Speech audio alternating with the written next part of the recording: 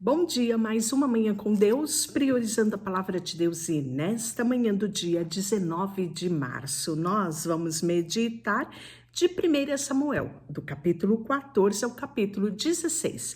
E que a paz do Senhor encha o teu coração nesta manhã. Hoje vamos falar do plano audacioso de Jonatas. Jonatas era o filho de Saul, um belo guerreiro, né? Certo dia, Jonatas, filho de Saul, disse ao seu escudeiro: Venha, vamos ao lugar onde fica o destacamento dos filisteus. Mas Jonatas não contou ao seu pai o que pretendia fazer. Enquanto isso, Saul estava acampado ao arredor de Gibeá, em volta à árvore de Romã e Migron, junto com cerca de 600 homens. Entre eles estava Aias, sacerdote que levava o colete sacerdotal. Aias era filho de Aitube, irmão de Icambode, que era filho de Finéias e filho de Eli. Lembra desse Icabode? A glória de Israel se foi, a sua mãe morreu no parto e o seu pai morreu quando tomaram a arca e mataram os filhos do profeta Eli. Ninguém percebeu que Jonathan havia saído do acampamento para chegar ao destacamento dos filisteus.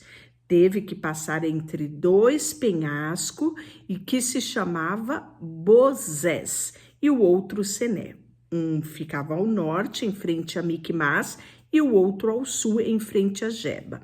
Jonatas disse ao seu escudeiro: Vamos atravessar até o destacamento daqueles incircuncisos.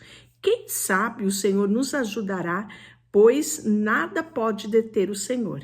Ele pode vencer com muitos guerreiros e também com apenas uns poucos. Olha a fé desse rapaz, né? Jonatas era ousado, ele confiava em Deus. E aí, o escudeiro disse a ele: Faça o que lhe parecer melhor, respondeu o escudeiro. Eu seguirei para onde o Senhor for. Escudeiro fiel esse, não é? Pois bem, disse Jonatas, vamos atravessar e deixar que nos veja. Se disserem, fique onde estão, ou mataremos vocês, ficaremos parados e não iremos até ele. Mas se disserem, suba até aqui e lute, então subiremos e será um sinal de que o Senhor nos entregará em nossas mãos. Quando os filisteus viram chegando, gritaram: Vejam, os hebreus estão saindo dos buracos onde estavam escondidos. Então, os homens do destacamento gritaram para Jonatas e o seu escudeiro: Suba até aqui a nós e lhe daremos uma lição. Venham, subam logo atrás de mim, disse Jonatas ao seu escudeiro. O Senhor entregou os filisteus nas mãos de Israel. Então subiram, usando os pés e as mãos. Jonatas derrubava os filisteus e atrás deles seu escudeiro os matava. Mataram no total cerca de 20 homens numa pequena porção de terra. E de repente o pânico tomou conta do exército filisteu, tanto no acampamento como no campo, e também nos destacamentos e nos grupos de ataque. Naquele instante houve um terremoto e todos se encheram de terror. Os sentinelas de Saul em Gibeá e Benjamim viram o imenso exército dos filisteus que começaram a se debandar em todas as direções. Saul ordenou ao povo: façam a chamada e verifiquem quem está faltando. Quando fizeram a chamada e descobriram que Jonatas e seu escudeiro não estavam ali. Então Saul gritou a Aias: Traga o colete sacerdotal, pois naquele tempo Aias usava o colete sacerdotal diante dos israelitas. Enquanto Saul falava com o sacerdote, o tumulto e a gritaria no acampamento dos filisteus aumentava. Então Saul disse ao sacerdote: não precisa mais desse colete? Então Saul e todos os soldados correram para a batalha e encontraram os filisteus matando uns aos outros. Havia grande confusão por toda parte. Até os hebreus, que antes haviam desertado para o lado dos filisteus, se rebelaram e se uniram a Saul e a Jonatas e o restante dos israelitas. Assim o Senhor livrou Israel naquele dia, e a batalha continuou além de Bet-Avém. Os homens de Israel estavam exaustos naquele dia, pois Saul havia imposto este juramento: maldito seja aquele que comer antes do anoitecer, antes de eu ter vingado inteiramente os meus inimigos. Por isso, ninguém comeu nada o dia todo, embora tivessem encontrado favos de mel no chão do bosque. Não se atreveram a provar o mel, pois temiam o juramento exigido por Saul. Jonatã, porém, não sabendo do julgamento do seu pai, enfiou a ponta de uma vara no favo e comeu o mel. Depois de comer, recuperou as forças. Vendo isso, um dos soldados lhe disse: seu pai obrigou o exército a fazer um juramento severo, pelo que não podemos comer coisa alguma. E aquele que comer hoje será maldito. Por isso estamos exaustos. Meu pai trouxe desgraça sobre o povo, exclamou Jonatas. Veja como eu me recuperei as forças depois de provar um pouco de mel. Se os homens tivessem recebido permissão para comer à vontade os alimentos que encontraram entre os inimigos, imagina quantos filisteus mais teríamos matado. Os israelitas perseguiram e mataram os filisteus o dia todo, desde Micmas a Aijalon, e ficaram cada vez mais enfraquecidos. Naquela noite tomaram apressadamente o despojo da batalha, mataram ovelhas, bois, bezerro, comeram a carne com sangue. Alguém foi dizer a Saul: veja, os soldados estão pecando contra o Senhor e comeram carne com sangue. Vocês cometeram um grande pecado, disse Saul. Procurem uma pedra grande e traga para cá. Depois saiam entre os soldados e diga: tragam bois e ovelhas até aqui, e abatam os animais e deixem o sangue escorrer antes de comer. Não pequem contra o Senhor, comendo a carne ainda com sangue. E naquela noite, portanto, todos os soldados levaram os animais, abateram ali. Então Saul construiu um altar ao Senhor, e foi o primeiro altar que ele construiu para o Senhor. Depois Saul disse: vamos perseguir os filisteus à noite toda e saquear eles até o amanhecer e destruir até o último deles. Seus homens responderam: faremos o que o rei achar melhor. O sacerdote, porém, disse: primeiro vamos consultar a Deus. Então Saul perguntou a Deus: devemos ir atrás dos filisteus? Tu os entregarás nas mãos dos israelitas? Então Saul ordenou. Mas quando eles fizeram essa pergunta, Deus não respondeu naquele dia. Então Saul ordenou: todos os comandantes do exército apresentem-se a mim. Descubram por que foi que aconteceu esse pecado. Tão certo como vive o Senhor, aquele que resgatou Israel, o culpado morrerá, mesmo que seja meu filho Jonatas. Contudo, ninguém lhe disse nada. Saul disse a todo Israel: Jonatas e eu ficaremos aqui, e todos vocês ficarão ali. Os homens responderam: faça o que o rei acha melhor. E em seguida Saul orou: e o Senhor Deus de Israel, mostra-nos quem é o culpado e quem é inocente. Por sorteio, Jonatas e Saul foram escolhidos como sendo culpado, e o povo foi declarado inocente. Saul disse: faça outro sorteio entre mim e Jonatas. Jonatas foi escolhido como culpado. Diga-me o que você fez, ordenou Saul. Provei um pouco de mel, confessou Jonatas, por apenas uma pequena porção na ponta da minha vara. Estava pronto a morrer. Assim Saul disse: sim, Jonatas, você deve morrer. Que Deus castigue severamente se você não for morto por isso. Os soldados, porém, disseram a Saul: Jonatas conquistou uma grande vitória para Israel. Acaso ele deve morrer? De maneira nenhuma. Tão certo como vive o Senhor, ninguém tocará num fio de cabelo da cabeça dele, pois hoje o Senhor ajudou a realizar um grande feito. E assim o povo salvou Jonatas da morte. Prestou bem atenção? E aí nós vamos ter que depois que Saul havia se firmado como rei de Israel, ele lutou contra os seus inimigos ao redor, contra Moabe, Amon, Edom, contra os reis de Zoar e contra os filisteus. E para qualquer lado que se voltava, era vitorioso. Realizou grandes feitos e derrotou amalequitas, livrando Israel de todos os que havia saqueado. Os filhos de Saul eram Jonatas e Isbosete, e Malquissua. Também tinha duas filhas, Merabe, a mais velha, e Mical, a mais nova, que era a esposa de Saul, se chamava Ainoá, que era filha de Amiás. Comandante do exército de Saul era Abner, filho de Ner, tio de Saul. Quis, pai de Saul, e Ner, pai de Abner, era filhos de Abiel. Os israelitas lutaram ferrenhamente contra os filisteus durante toda a vida de Saul. Por isso, sempre que Saul via um jovem forte e valente, logo convocava para o seu exército.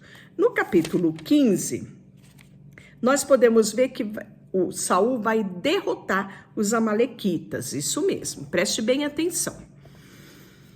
Certo dia, Samuel disse a Saul: foi o Senhor que me enviou a ungí-lo como rei sobre o povo de Israel. Agora ouça esta mensagem do Senhor. Assim diz o Senhor dos Exércitos: resolvi acertar as contas com a nação de Ameleque, por ter colocado contra Israel quando o povo caiu no Egito. Agora vá e destrua completamente a nação dos amalequitas. Homem, mulheres, criança, recém-nascido, gado, ovelha, camelo, jumento. Então Saul reuniu o exército, né? E resolveu ir à guerra. Em seguida, Saul e o exército foram à cidade dos amalequitas, armaram uma emboscada no vale, e Saul mandou aviso aos queneus: afaste-se de onde vivem os amalequitas, para que não morra com eles. Vocês demonstraram bondade a todos os israelitas quando eles saíram do Egito. Então, os queneus saíram do meio dos amalequitas, e Saul atacou e derrotou os amalequitas desde Flavilá até Sul. Saul e seus homens pouparam a vida de Agag. Isso mesmo que você ouviu. Agag era o rei dos amalequitas. E pouparam o melhor da ovelha e do gado, do bezerro gordo, né, dos cordeiros. Destruíram apenas o que não tinha valor, ou que era de qualidade inferior. Então o Senhor disse a Samuel: arrependo-me de ter colocado Saul como rei, pois ele se afastou de mim e se recusou a obedecer às minhas ordens. Samuel ficou tão frustrado que, ao ouvir essas palavras, clamou ao Senhor a noite toda. Naquela manhã seguinte, bem cedo, Samuel foi procurar Saul. Alguém lhe disse: Saul foi para a região de Carmelo, onde levou um monumento para si próprio e depois seguiu para Gigal. Quando Samuel finalmente encontrou Saul, cumprimentou-o com alegria. Que o Senhor o abençoe, disse Saul. Cumpri as ordens do Senhor. E Samuel perguntou: então o que é o banido de ovelhas e o mugido de boi que eu estou ouvindo? Saul respondeu: é verdade, os soldados pouparam o melhor das ovelhas, dos bois que pertenciam aos amalequitas, mas eles vão sacrificá-los ao Senhor seu Deus. Quanto ao resto, destruímos tudo. Então Samuel disse a Saul: basta, ouça o que o Senhor disse na noite passada. O que foi? Perguntou Saul. Samuel respondeu: embora os seus próprios olhos você se considerasse insignificante, se tornou um líder da tribo de Israel? Sim, o Senhor ungiu o rei sobre o povo. Então o Senhor o enviou para uma missão e disse: vai e destrua completamente aqueles pecadores, os amalequitas, e lute contra eles até exterminá-lo. Por que você não obedeceu ao Senhor? Por que se tornou apressadamente e pegou os despojos e fez o que era mal aos olhos do Senhor? Mas eu obedeci ao Senhor, insistiu Saul. Cumpri a missão de que ele me encarregou. Eu trouxe o rei Agag, mas destruí todos os outros amalequistas. Então os meus soldados trouxeram o melhor da ovelha, do boi, para sacrificar ao Senhor. E aí Samuel respondeu: o que agrada mais ao Senhor, holocausto ou sacrifícios? Ou obediência à voz dele? Preste bem atenção a isso, né? E a submissão é a melhor que a oferta de gordura de carneiros. A rebeldia é um pecado tão grave quanto de feitiçaria. E persistir no erro é um mal tão grave quanto adorar a ídolos. Assim como você rejeitou as ordens do Senhor, ele também o rejeitou como rei. Então Saul confessei: sim, eu pequei, desobedeci ao Senhor e às suas instruções. Agora imploro que perdoe meu pecado e volte comigo para que eu possa adorar ao Senhor. Samuel, porém, respondeu: não voltarei com você. Uma vez que você rejeitou as ordens do Senhor, ele o rejeitou como rei de Israel. E quando Samuel se virou para ir embora, Saul tentou detê-lo, segurando na barra do seu manto, que rasgou. Então Samuel lhe disse: hoje o Senhor rasgou de você o reino de Israel e o entregou a outro, alguém melhor que você. E aquele que é a glória de Israel não mente nem se arrepende, pois não é humano para se arrepender. Saul implorou novamente: sei que pequei, mas por favor, pelo menos honre-me diante as autoridades do povo e diante de Israel. Volte comigo para que eu possa adorar o Senhor seu Deus. Olha só, era o seu Deus, não era mais o Deus dele. Por fim, Samuel concordou e voltou com ele, e Saul adorou ao Senhor. Nós podemos ver aqui, né, que Saul estava mais interessado em parecer bem na fita, ou seja, parecer bem aos olhos do todo o povo de Israel, dos guerreiros, do que se importar com aquilo que Deus pensava sobre ele. Isso nos cabe uma grande reflexão. A quem queremos agradar? A Deus ou aos homens? Pois bem, e aí nós vamos ver que o próprio Samuel, né, vai executar Agag, que é o rei dos amalequitas, né? E Samuel diz, né? Assim como a sua espada matou os filhos e muitas mães, agora sua mãe ficará sem filho.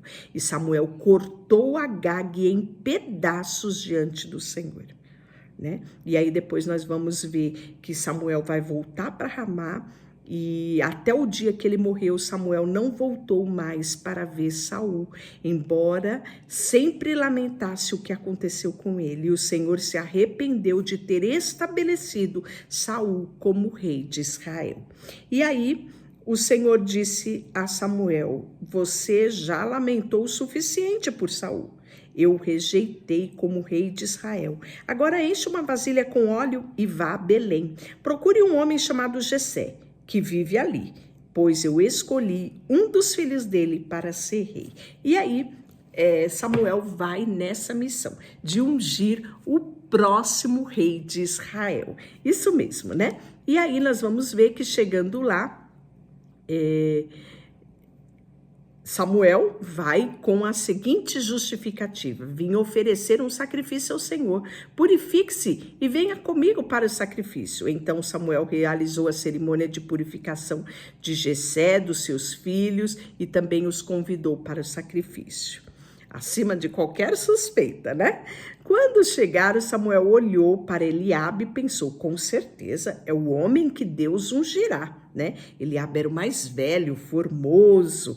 E o Senhor, porém, disse a Samuel, não julgue pela aparência, nem pela altura, pois eu o rejeitei. O Senhor não vê as coisas como o ser humano as vê. E aí nós vamos ver, né, que chamou o próximo filho, que era Aminadab, e aí foi chamando, né, e Deus falando, não é esse, não é esse, e aqueles que pareciam lindos, maravilhosos aos olhos de Samuel, porque os filhos de Jessé mais velho eram guerreiros, nós podemos ver que o Senhor ia dizendo para Samuel, não, eu não escolho segundo o olhar seu, segundo o olhar do homem, né? E aí nós vamos ver que todos os 7 filhos de Jessé tinham se apresentado diante de Samuel e Deus não escolheu nenhum deles. Então Samuel perguntou, são estes todos os seus filhos? E aí Jessé responde, não, tem um mais novo, caçula. Ele está lá no campo tomando conta do rebanho. Mande chamá-lo, disse Samuel. Não nos sentaremos para comer enquanto ele não chegar. E Jessé mandou chamá-lo. Era um jovem ruivo, de boa aparência e olhos bonitos. E o Senhor disse, é este, levanta-se e unja-o com óleo. Enquanto Davi estava entre os seus irmãos, Samuel pegou a vasilha de óleo que trazia e ungiu. A partir daquele dia, o Espírito do Senhor veio poderosamente sobre Davi. E depois disso, Samuel voltou para Ramá. E aí nós vamos ver que Saul era atormentado por espíritos que o deixava perturbado, um espírito maligno que o atormentava, diz o versículo 14 do capítulo 16. E aí os servos de Saul lhe disseram, um espírito maligno enviado por Deus está atormentando meu senhor. Permita que eu procure um bom músico para tocar a harpa sempre que o espírito o afligir. Ele tocará a música para acalmar o meu senhor e o fará sentir-se melhor. E aí, Saul respondeu que sim, né? Encontre então alguém capaz e traga para fazer isso, né? E aí nós vamos ver que trouxeram quem? Quem? Isso, um jovem corajoso, apto, né? Que tocava harpa, né? E este era um dos filhos de Jessé, nada mais, nada menos que Davi, isso mesmo.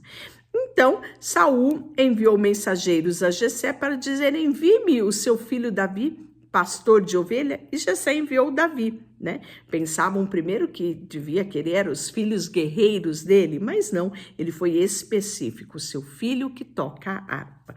E aí nós vamos ver que com ele Jessé mandou, né, um jumento carregado de pão, cabrito, vinho, né, para presentear o rei. E Davi se apresentou a Saul e começou a servi-lo. E Saul gostou muito de Davi e o tornou seu escudeiro. Então Saul enviou uma mensagem a Jessé pedindo, deixe-me que Davi continue no meu serviço, pois estou muito satisfeito com ele. Assim, sempre que o espírito maligno enviado por Deus afligia Saul, Davi tocava a harpa e Saul se sentia melhor. E o espírito se retirava dele. E amanhã nós vamos ver o grande episódio do Golias. Isso mesmo. Deixa eu orar por você. Senhor, nesta manhã colocamos diante de Ti o nosso coração, a nossa vida, tudo que temos e tudo que somos. Em nome de Jesus, amém. E Deus te abençoe.